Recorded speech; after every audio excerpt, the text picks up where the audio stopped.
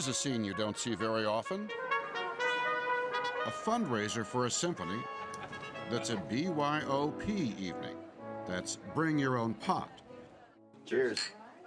And how about this? To cannabis legalization.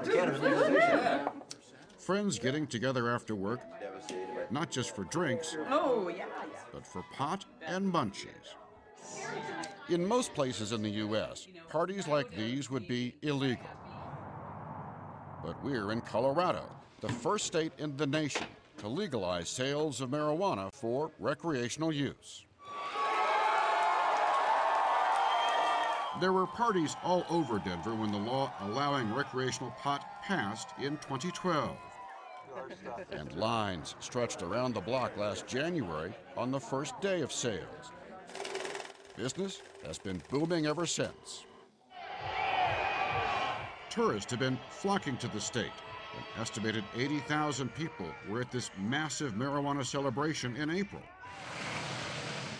And believe it or not, there are now more pot shops in Denver than there are Starbucks. But not everyone was eager to jump on the marijuana bandwagon, including Colorado's Democratic governor, John Hickenlooper. I opposed legalizing marijuana in Colorado. I didn't want to be the first. I would have much rather done it as a nation, right, together. But we're involved, whether we like it or not, in one of the great social experiments of the 21st century of how do we make this thing work? This great new experiment has deep roots in history. For centuries, marijuana was used as a medicine. Queen Victoria's doctor prescribed it to ease her menstrual cramps.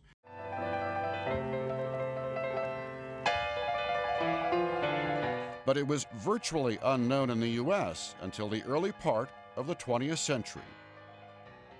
It's an old plant, but it's relatively new to our culture. Keith Stroup is the founder of NORML, the National Organization for Reform of Marijuana Laws.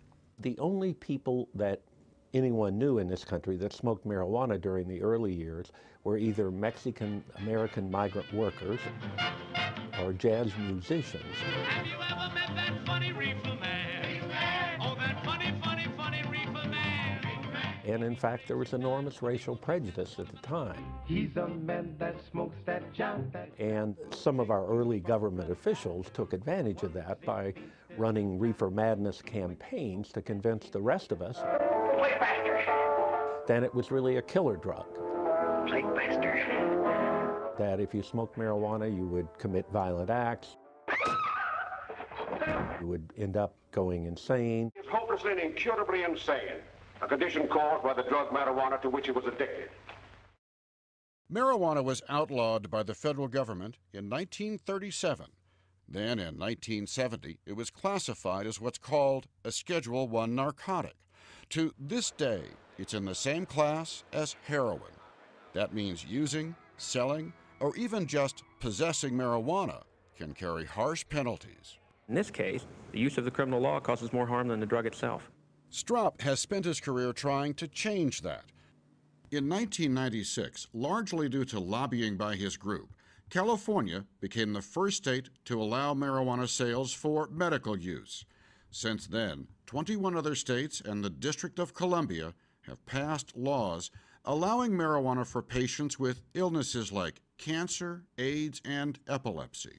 And now, 3 or 4 or 5 major polls, including Gallup shows 58% of the public now support the legalization of marijuana, regardless of why you use it. In Colorado, even the formerly skeptical governor says his initial fears are being balanced in part by benefits. If people didn't smoke before, generally they're not smoking now. So we haven't seen a giant increase in the number of people smoking marijuana, assuming that they're giving honest answers to polls. So generally the people that were smoking are still smoking, and now they're paying taxes, and that money, instead of going off to sometimes our enemies, foreign countries, Drug dealers, whatever, that money's now staying in Colorado and creating jobs and generating taxes. In just the first 3 months of this year, the state collected more than $7 million in taxes on recreational sales. But here's the rub. Marijuana is still illegal under federal law. So while pot has come out of the closet, pot money can't find its way into the federal banking system. That means growers and sellers are forced to deal almost exclusively in cash. They have to hire armed guards to protect tens of thousands of dollars. They even have to take bags full of cash to pay their state taxes. Sally Vanderveer runs Medicine Man, a thriving marijuana business. It's very scary. It's very scary for me as the person who manages the money, but also it's a public health risk. We have to pay our employees in cash at times, so they have cash in their pocket. There's a lot of cash being thrown around Colorado.